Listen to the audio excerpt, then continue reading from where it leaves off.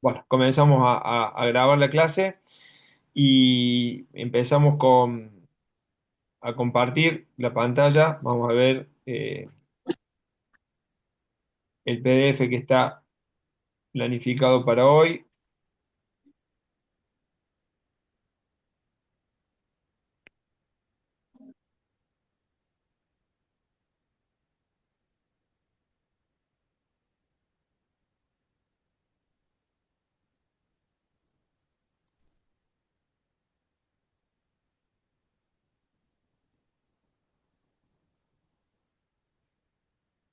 Le doy acceso a Daniel.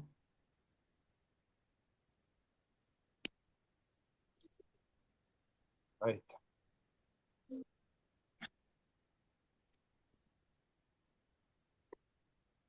Bueno, ahora sí, estamos todos. Comenzamos con la sesión, la clase planificada para el día de hoy. Como siempre, iniciar con un videíto corto, prestar atención. Y ahora necesito tener gente distinta, Claro, claro. ¿viste? Gente que tenga un carácter distinto al mío, distintos gustos, distintas personalidades. La forma es una interacción general, es una combinación de. Sí, porque de además te aspectos. completan a vos. Totalmente, es Claro, un porque complemento. todos nosotros tenemos partes débiles Totalmente. y partes fuertes. A mí me pasa, yo he trabajado con cuerpos técnicos con Julio Lamas. He sido asistente de él y él ha sido asistente mío. Mirá vos. Y nos llevamos muy bien, Muy bien. profesionalmente. Gracias a Dios, en lo humano también, en lo personal también, pero ese es un tema que no debería ser el puntual, porque mucha gente cree que los grupos, que si tenés a alguien de confianza, sí, yo quiero a alguien de confianza, pero que sea idóneo. Sí, totalmente. Y después empecé a buscar a alguien de confianza, idóneo, pero si es diferente a mí, mejor. Sí, sí. Porque yo sé que a mí me faltan cosas Sí, como claro. entrenador, que yo no tengo ciertas habilidades, que no funciono de esa manera, pero que los necesito. Porque si no parece como que todo esto es más una cuestión de ganas y de gente de buena voluntad, y no tanto de ciencia, digamos, ¿no? Sin querer poner al deporte como misterio, Sí, no, tal pero cual. nosotros, cuando tenemos que elaborar una estrategia o una táctica, lo tenemos que hacer desde un conocimiento muy profundo nuestro y del rival, que conlleva mucho estudio, muchos años de haber hecho eso, muchas experiencias vividas y seguramente muchos asesores. Yo tengo mis asistentes, yo sin mis asistentes me muero. Sí, sí, tal cual. Porque vienen y te dicen, mira, va a pasar esto, esto y esto. O sea, el número 10 de, no sé, de Lituania, cuando si sale por izquierda, para y tira. Si sale por derecha, finta y penetración forzada. Todos esos detalles. No lo puedes hacer sin un equipo de apoyo. No, no lo puedes Necesita hacer. equipo, tienen ciencia, necesitan trabajo, observación. Bueno, un poco algo que vamos a ver hoy es más allá del rol del entrenador formador, también del asistente y lo importante que es en la próxima clase el sistema, el equipo de trabajo. Está el PDF armado para el martes que viene. La importancia de la elección de la persona que va a estar al lado nuestro y lo que dice Sergio Hernández. Por ahí confundimos el decir llevo a alguien que sea de confianza, llevo a alguien que sea leal, pero si no tiene capacidad, si no es idóneo, si no me hace pensar, eh, de nada sirve. Bien, entonces en el rol que nos toque, entrenador, ayudante de campo o integrante de un cuerpo técnico, lo importante es rodearnos siempre de personas idóneas, de personas preparadas para esta función y este cargo y esta responsabilidad que tenemos. Bien.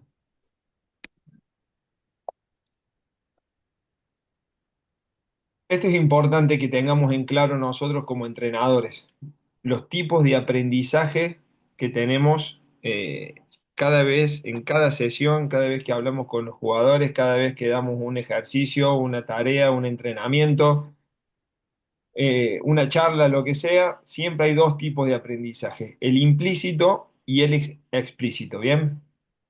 El implícito es un aprendizaje no intencionado, no inconsciente. El explícito es el que nosotros decimos nuestra intención cuál es. Bien, Nuestro objetivo es estimular el aprendizaje explícito en el jugador, el por qué se prepara una sesión, por qué la planificación, qué buscamos a partir del ejercicio, qué cambios intentamos provocar en el jugador. Entonces, lo que yo quiero hacer, o lo que yo digo, hoy vamos a estimular tal objetivo, ese es el aprendizaje explícito. Después hay un aprendizaje implícito. A ver, que está Luis, que quiere ingresar a la sala.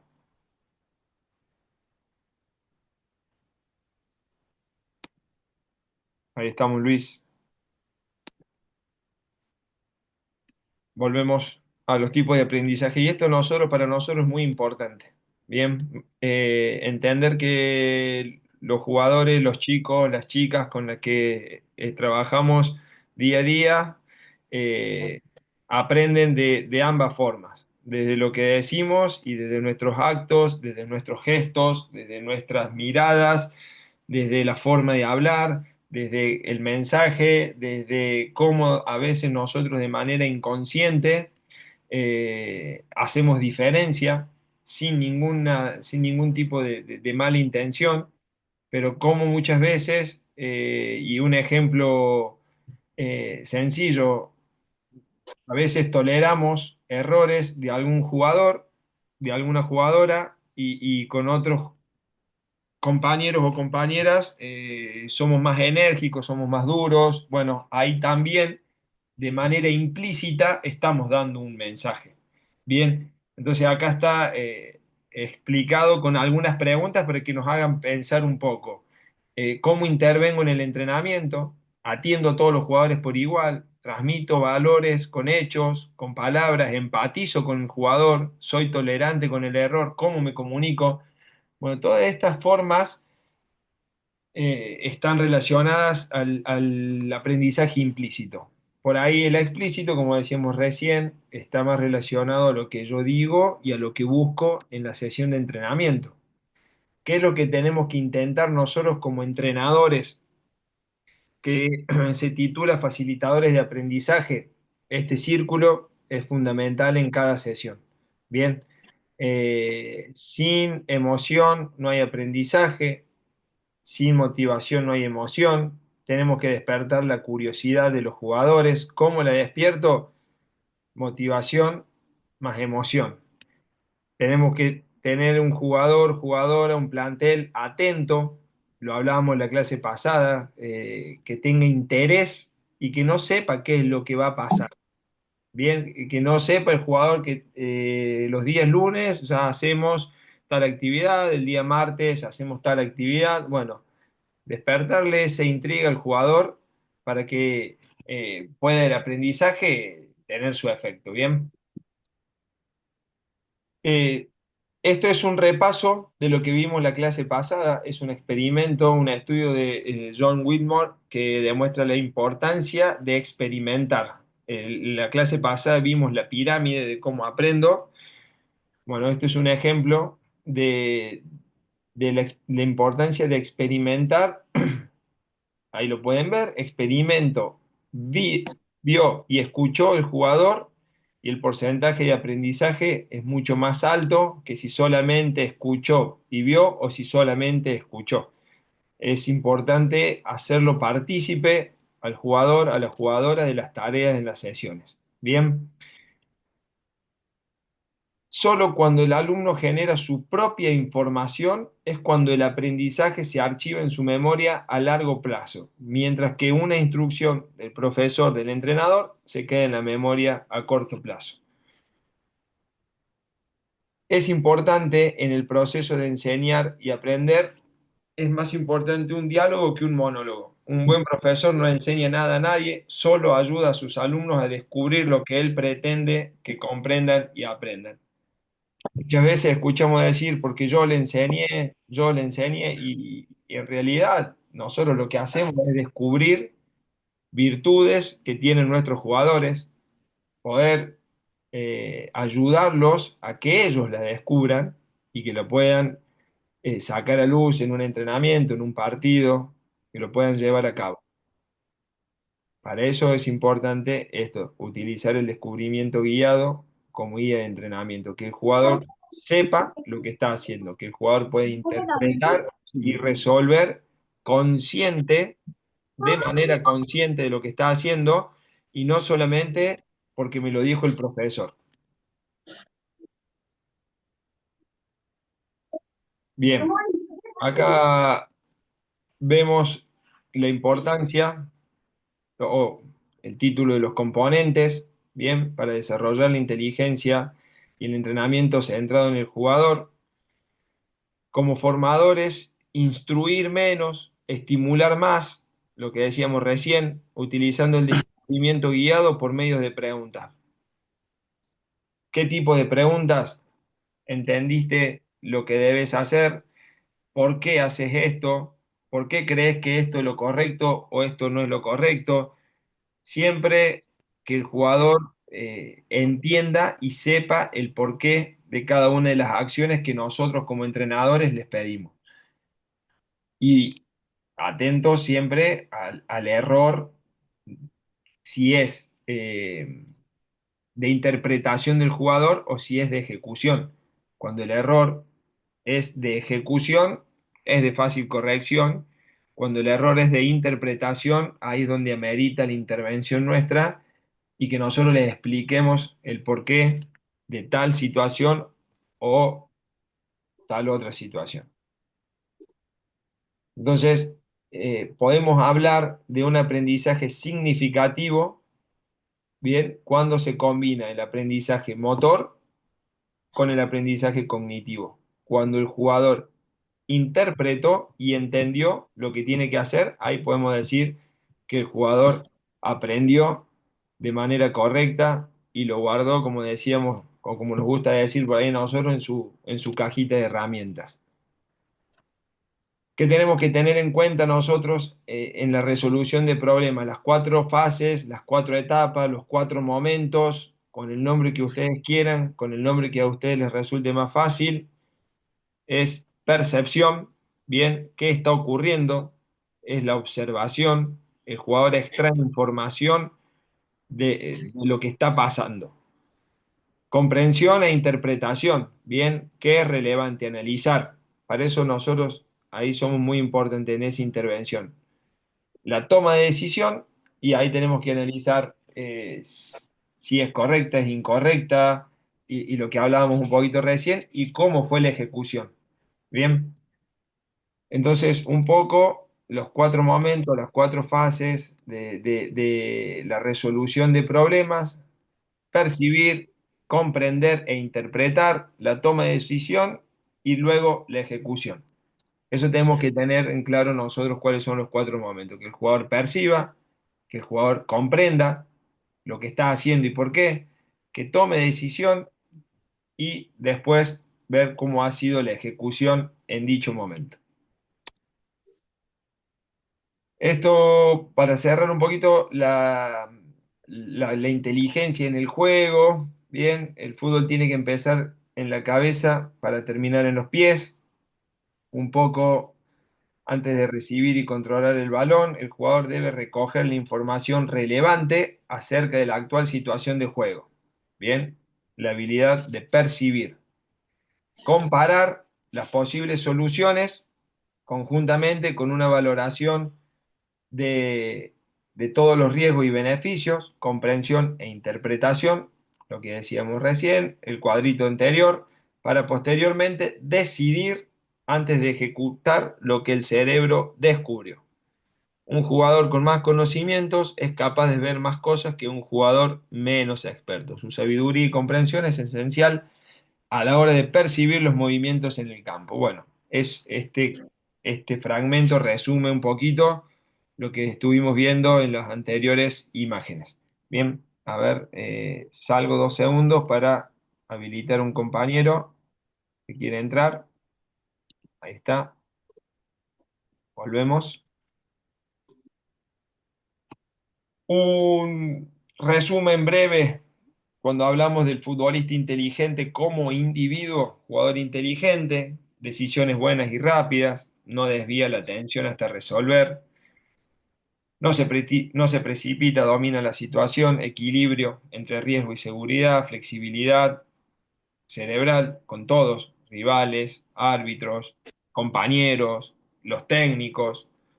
Sabe equivocarse, vuelve del error, pregunta frecuentemente y solo hace lo que domina, dosifica esfuerzos, no se estresa. Bueno, un poquito este cuadro finaliza, para finalizar un poco lo que decíamos recién del jugador inteligente en esas fases o en esos cuatro momentos, antes de tomar una decisión, antes de ejecutar en realidad una decisión, la importancia de todo esto. Obviamente que en este rol somos muy importantes nosotros.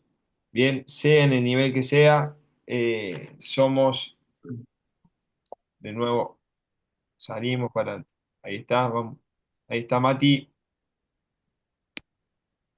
somos muy importantes porque necesitamos que los jugadores comprendan lo que están haciendo. Cuando hablamos de los formadores, bien, hablamos de nosotros. Decimos que leemos un poco. Sin lugar a dudas, entrenar es un arte, una pasión que nos permite actuar, expresarnos, liderar, exigirnos y exigir, evaluar progresos, regresos, establecer objetivos, metodologías para alcanzar esos objetivos.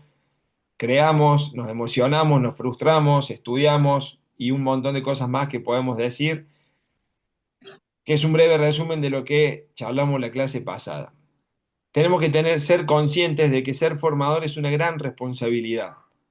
Lo hagamos por voluntad o por trabajo, nunca debemos dejar de buscar la mejor forma de hacer mejores entrenamientos. Los formadores tenemos la obligación de estudiar, de actualizarnos, de perfeccionar nuestras técnicas, de escuchar, de aprender, conocer virtudes y defectos. Bien, en la actualidad hay mucha información disponible en libros, cursos, internet, televisión y cualquiera puede acceder. Pero tenemos que ser conscientes, por eso está en negrita esta parte. La información, si se estudia, se transforma en conocimiento y el conocimiento aplicado correctamente nos hace competentes. En algún momento charlábamos esto de decir, bueno, vi una tarea, me gustó, la copio, la hago y llevo a cabo eso en el entrenamiento. Bueno, está bárbaro y a lo mejor el entrenamiento sale bien, pero no podemos cometer el grave error como formadores nosotros de no entender o no saber el porqué de lo que estamos haciendo o no tener en claro el objetivo de lo que buscamos y hacer por hacer o hacer porque nos gustó o hacer porque nos pareció linda esa tarea. Como formadores debemos evaluar y reconocer el tipo de jugadores que estamos entrenando, su edad, objetivos, deseos de progresar, el nivel de exigencia que están dispuestos a recibir, su capacidad para recepcionar información, procesarla, aplicarla, su nivel cognitivo y más.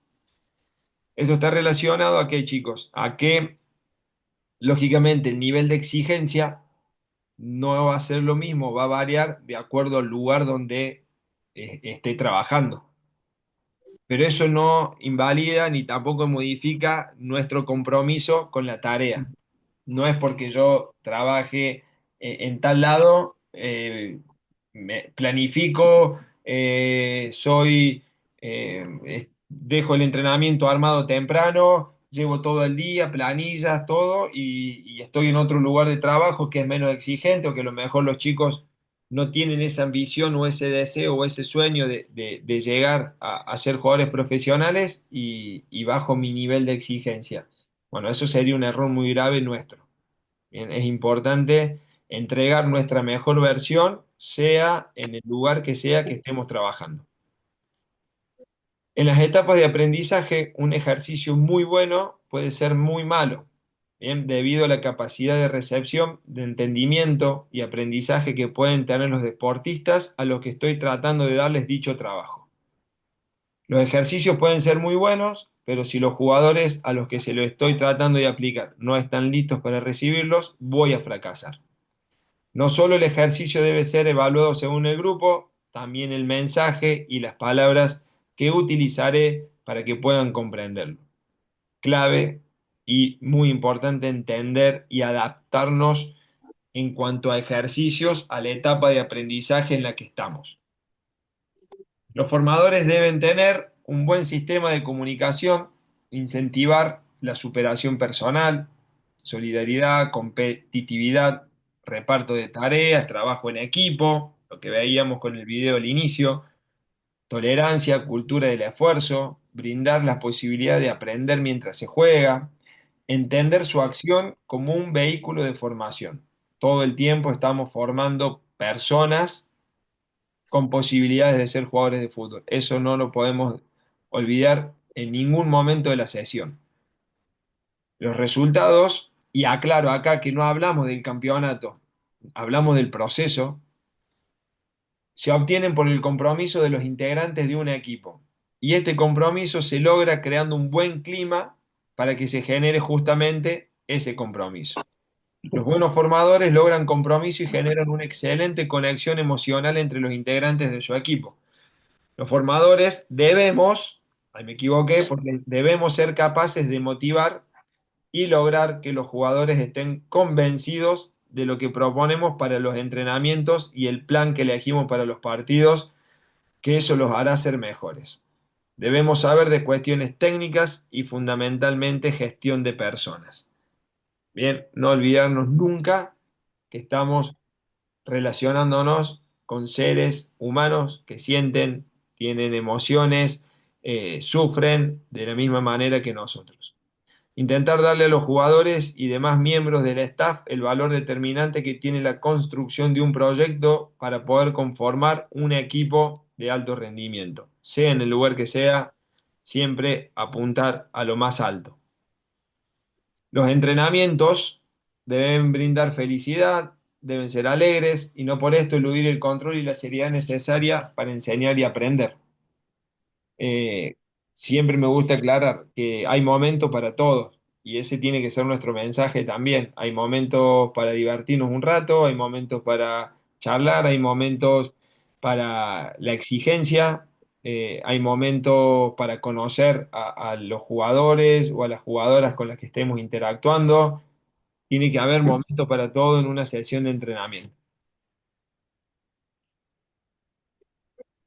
Cuando existe conexión emocional positiva y el entrenamiento es un lugar alegre, hay una mayor capacidad de acción. Cuando nuestra mente está en armonía interna, la agilidad, eficiencia, potencia alcanzan su pico superior. Cuando una persona se encuentra en esos estados optimistas y estimulantes, incrementa el pensamiento creativo, la flexibilidad cognitiva y el procesamiento de información. Cuanto más fuertes sean los lazos emocionales entre los miembros de un equipo, más motivados, productivos y satisfechos estarán. La sensación de pertenencia y satisfacción con el equipo es consecuencia en gran medida de las interacciones que se generan con él entre todos los integrantes de un equipo. Y esto sucede en cualquier ámbito laboral. Vayamos, póngase a pensar cada uno dónde brindó su mejor versión, ya sea en algún plantel, en algún cuerpo técnico, en algún plantel como jugador o en algún otro trabajo que hayamos tenido y relacione rápidamente ese momento donde uno se sintió mejor, con quién compartía, cómo era su líder, cómo eran los momentos gratos y decir, bueno, a mí me gustaba esto del líder que tenía, del entrenador que tenía, de mi equipo de trabajo que tenía. Ahí sentí que entregué mi mejor versión. Bueno, es lo mismo lo que nosotros tenemos que hacer ahora como formadores, como entrenadores, cuando estamos al frente de un grupo. Esto también es importante, por eso lo puse, que muchas veces los formadores consideran que el estar todo el tiempo gritando, diciéndole a los jugadores lo que tienen que hacer, logran mejores resultados. Y a lo mejor en el corto plazo puede ser que un partido vos lo ganes, te toque ganarlo porque estés de afuera gritando, estés ordenando todo el tiempo y tuviste la suerte o la fortuna de ese partido quedarte con los 3 puntos y vos digas de afuera este error que cometemos muchas veces los entrenadores, lo gané yo, lo viví con ellos, lo sentí. Bueno, creo que hay que tener un límite y entender también que hay que dejar que los jugadores resuelvan adentro de la cancha y ayudarlos nosotros, nuestra forma. de guiarlos, de liderarlos, es a través de la ayuda y poder brindarles herramientas. Es el grito, la exigencia, es algo que le puede dar resultado a muy corto plazo, pero en el mediano y largo plazo seguramente te va a traer más problemas que beneficios. Y eso es algo que nosotros tenemos que tener en cuenta y considerarlo mucho a la hora de liderar, de guiar un grupo de jugadores. Un poquito, después lo leen tranquilos, lo que vamos pasando. Sí, quería ver esto, no dejarlo pasar por alto. Acá lo puse en negrita. Los formadores deben dar confianza a los jugadores, sin duda, el mayor potenciador del talento. La confianza suelta las piernas, ensancha pulmones, estrecha las relaciones con los compañeros, empuja a la buena suerte, ahí lo tendría que haber puesto entre comillas, y dispara el talento. Hay ciertas capacidades que son de carácter primario en los formadores y deben tener presentes al trabajar con equipos. Y esto es sumamente importante que seamos conscientes de estas 5 capacidades. La autoconciencia implica comprender en profundidad las emociones, los puntos débiles y fuertes, debilidades, necesidades y los impulsos de uno mismo. Bien, me tengo que autoconocer, saber bien cuando está pasando algo que a mí me puede llegar a despertar una emoción negativa.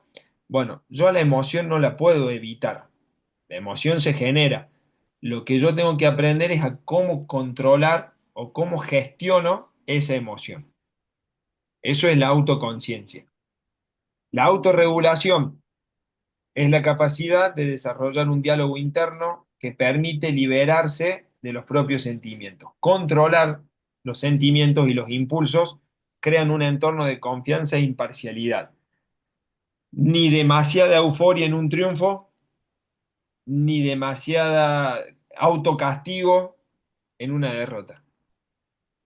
Eso, la autorregulación es muy importante, mantener una línea, tratar de ser siempre el mismo, que los chicos no me vean eufórico y exaltado en la victoria y que me vean en un rincón triste, solo, llorando en una derrota. Tenemos que equilibrar esas sensaciones, esas emociones, esos sentimientos. La pasión, que lo hablábamos en la clase pasada, los formadores con pasión transmiten emociones positivas y motivan a los demás. La pasión se contagia. Los formadores apasionados muestran como primer indicio el compromiso con la docencia, con el deporte, con los chicos. La empatía, que también lo nombramos en la clase pasada, es considerar los sentimientos de los jugadores, de los miembros del staff y tomar decisiones inteligentes. Bien. Y la integración, dar lugar a todos, jugadores, staff, cuerpo técnico, relacionarse con todo el mundo, escuchar la opinión de los demás. Siempre la decisión final, chicos, va a ser de ustedes como entrenadores, pero es importante hacer parte a toda la gente. Bien, es muy importante entender esa parte de la integración, de escuchar en un cuerpo técnico, escucharlo, obviamente, el ayudante de campo, el profe, al médico, al kine, al utilero, al psicólogo, a todos es importante escucharse, tener buena relación, poder convivir. Después la decisión final seguramente es de uno, pero esas relaciones humanas son las que nos ayudan a crecer y al otro lo hace sentir muy bien. Después les dejo para que lean el rol de los formadores durante los entrenamientos y la responsabilidad durante la sesión de entrenamiento. Bien. Ahora nos quedan 3 minutitos y les quiero compartir un rato lo que fue el entrenamiento nuestro de hoy. Lo voy a pasar ahí un poquito acelerado para que vayan teniendo idea en sus cabecitas. Hoy teníamos 32 jugadores. Bien, entonces, por ejemplo, hoy teníamos que estimular duelos, tensión, dividimos la cancha, hay 8 canchitas que se pueden visualizar, arquitos hechos con pinches, que se pueden hacer con conos, que se pueden hacer con tapitas, con lo que tengamos, y la idea era estimular distintos contextos. Bien, ahí en ese momento estamos jugando 4 versus 4 en dos canchas. La progresión de la sesión de hoy fue, primero iniciábamos 2 versus 2 en cada cancha durante un minuto, luego jugábamos 4 versus 4 durante 3 minutos en dos canchas, y luego jugábamos 8 versus 8, bien, en todo el ancho del campo. ¿Por qué la variabilidad de contextos? Para evitar el aburrimiento del jugador, para evitar la monotonía del entrenamiento, para que no sea todo el tiempo 2 versus 2 o todo el tiempo 4 versus 4, para que el jugador se vaya adaptando a distintos contextos en el mismo entrenamiento. Entonces, en un bloque de 15 minutos, el jugador vivenció muchísimas situaciones diferentes donde tenía que interpretar, resolver y adaptarse rápido a espacios más angostos, espacios más anchos, a relacionarme con un solo compañero, a relacionarme con tres compañeros más y a relacionarme con siete compañeros más. Y luego la progresión de la sesión terminó a la altura donde esté el arco grande y el otro arco grande, jugando un 11 versus 11 sectorizado. Y así lo eh, fue la progresión del entrenamiento de hoy. Bien, un poquito,